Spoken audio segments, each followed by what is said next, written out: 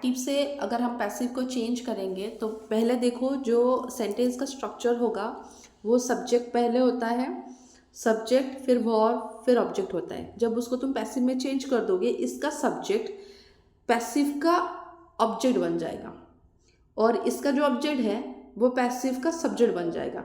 ठीक है, तो एक्टिव का सब्जेक्ट पैसिव का ऑब्जेक्ट हो जाएगा और एक्टिव का ऑब्जेक्ट पैसिव का सब्जेक्ट हो जाएगा।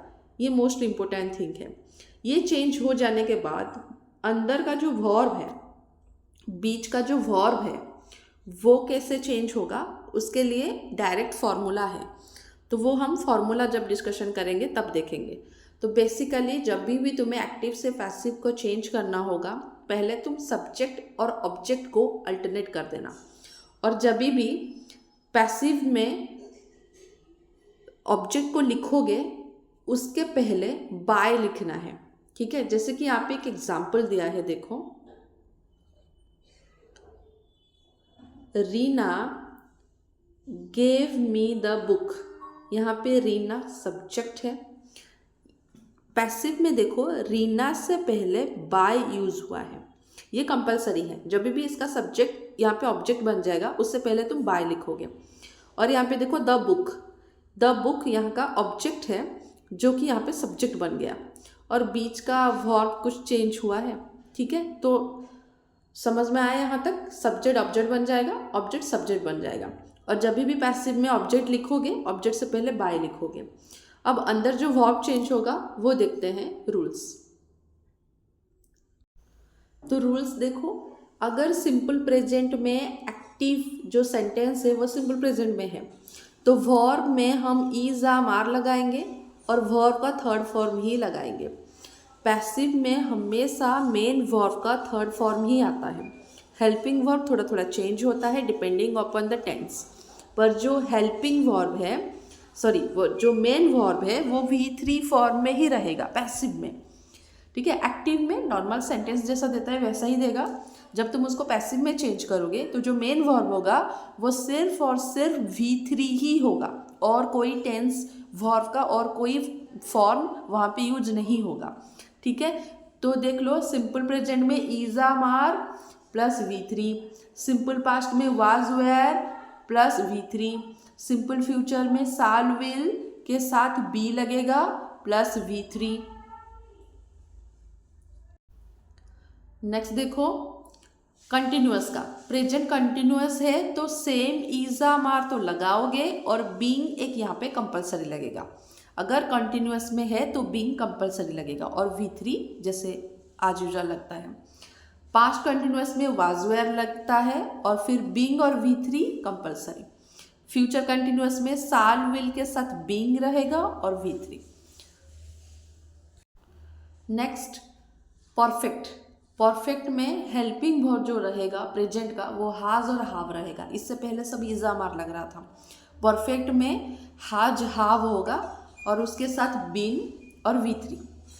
पास्ट परफेक्ट में हाड बीन V3 और फ्यूचर परफेक्ट में साल विल के साथ हाव plus been plus V3।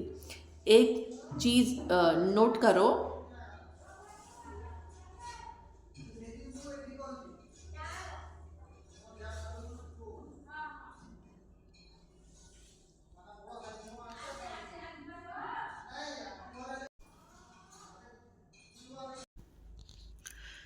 Continuous में बीइंग कंपलसरी है और बीइंग प्लस V3 कंपलसरी है। परफेक्ट में बीन प्लस V3 कंपलसरी है। बाकी हेल्पिंग वर्ब का ध्यान रखना, अगर सिंपल में है तो इज़ाम आर प्रेजेंट में लगेगा, पास्ट में वाज वेयर लगेगा और फ्यूचर में सालविल के साथ बी लगेगा।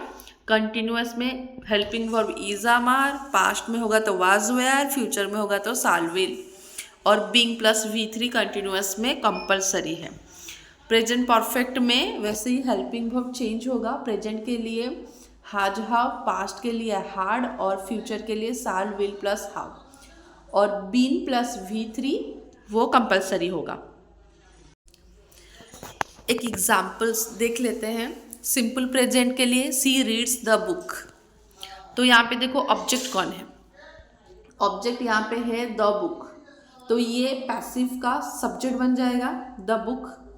अब सिंपल प्रेजेंट है तो ईज आम आर प्लस बी3, द बुक एक ही बुक है तो ईज आम आर में से हम ईज को लगाएंगे, तो यहाँ पे ईज लगा है। फिर रीड का थर्ड फॉर्म रीड ही है, उसको प्रोनाउंस करते हैं रेड, रेड। और यहाँ पे जो सब्जेक्ट था सी, यहाँ पे हो जाएगा हर, और उससे पहले लग जाएगा बाय, तो ये सेंटेंस ऐसा हो जाएगा the book is read by her. Next, they are playing soccer, तो यहाँ पे देखो ये कंटिन्यूअस है, तो प्रेजेंट कंटिन्यूअस के लिए जब हम इसको पैसिव में लिखेंगे तो हमारा फॉर्मूला क्या था, इज आम are plus being plus V3, तो यहाँ का जो ऑब्जेक्ट है यहाँ का सब्जेक्ट बन गया।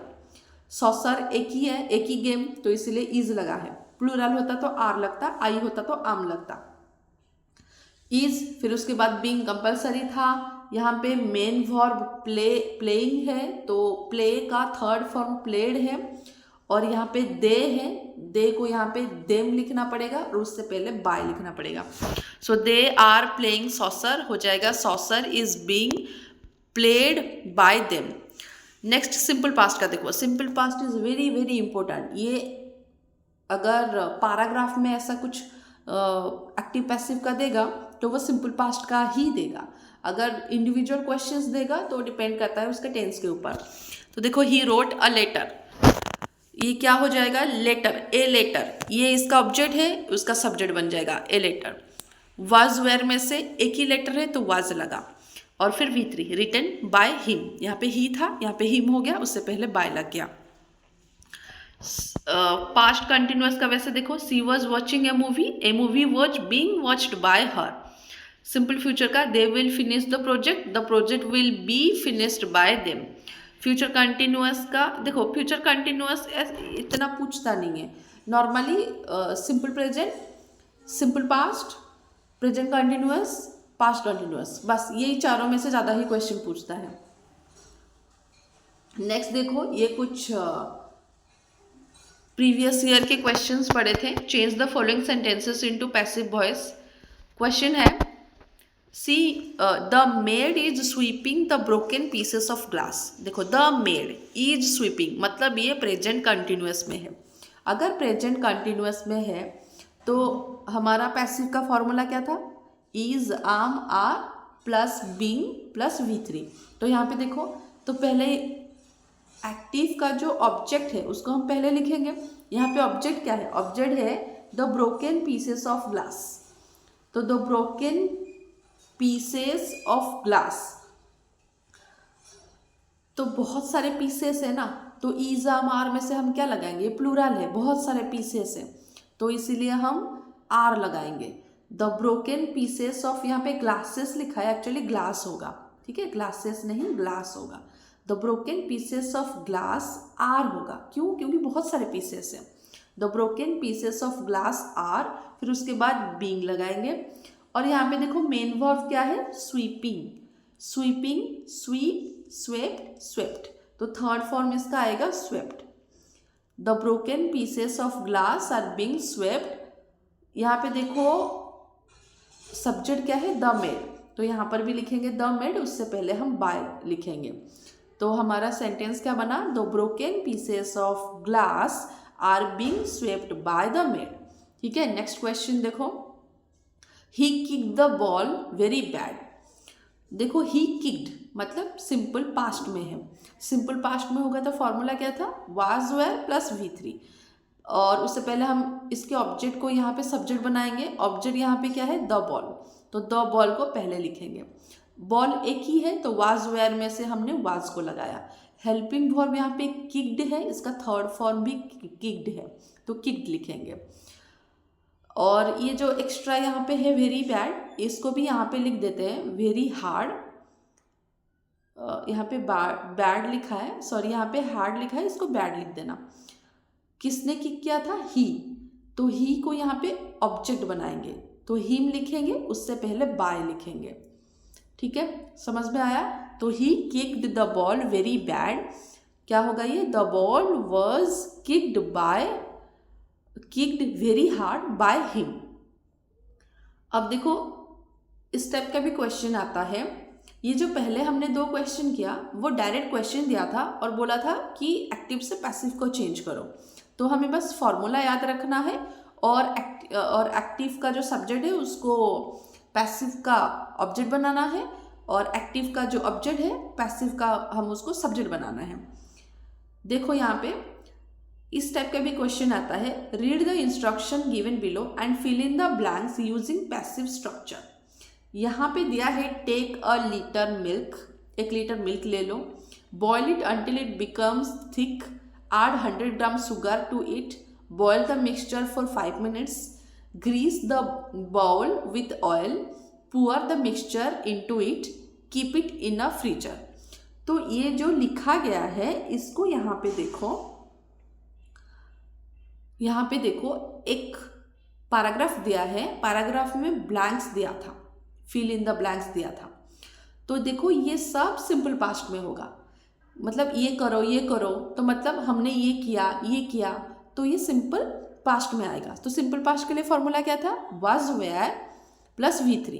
तो यहाँ पे देखो स्टार्टिंग कैसे किया है उसने, 1 litre of milk is taken, it dash until it become thick. तो देखो सेकेंड वाले पैराग्राफ में क्या लिखा है, boil it until it becomes thick. क्या करना है, उसको बॉयल करना है। किसको बॉयल करना है, इट, इसको। तो यहाँ पे देखो ईट लिखा है, ईट के पास हम वाज वेयर में से क्या लगाएंगे, ऑब्वियसली वाज ही लगाएंगे। तो ईट को देखकर हमने वाज लगाया, वाज लगाने के बाद हम जो मेन वर्ब है, मेन वर्ब यहाँ पे क्या है, बॉयल है, बॉयल का हम थर्ड फॉर्म लगाएंगे, मतलब बॉइल्ड। ठीक है, तो it was boiled until it becomes thick. Next है 100 ग्राम शुगर डैश। तो यहाँ पे देखो 100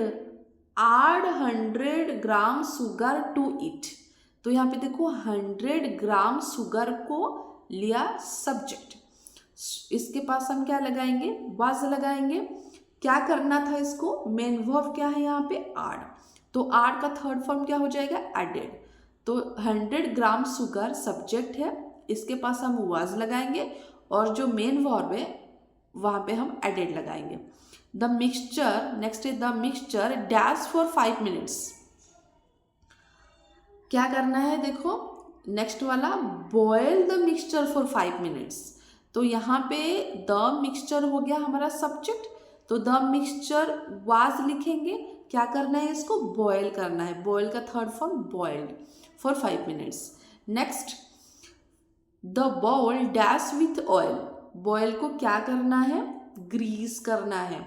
तो यहाँ पे लिखो, देखो the boil was greased with oil, the bowl was greased with oil. तो द बाउल एक ही चीज़ है, तो हम इसमें वाज ही लगाएंगे, वेयर तो नहीं लगाएंगे। तो वाज ग्रीस है मेन वर्ब, तो इसका थर्ड फॉर्म क्या हो जाएगा, ग्रीस्ड हो जाएगा।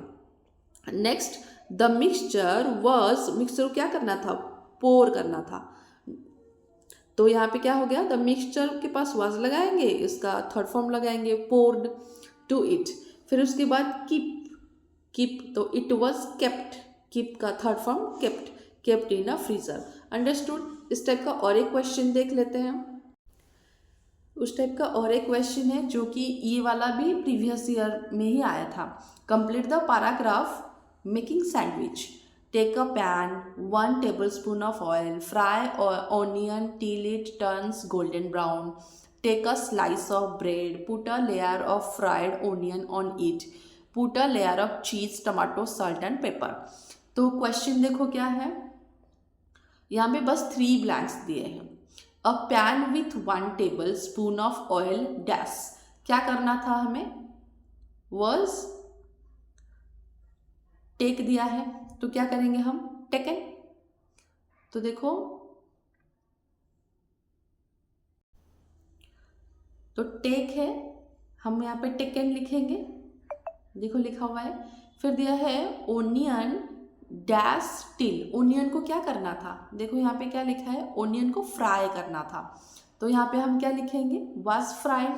फिर लास्ट को देखो लिखा है द लेयर ऑफ, लास्ट में देखो द लेयर ऑफ चीज, tomato, salt and paper dash on it later.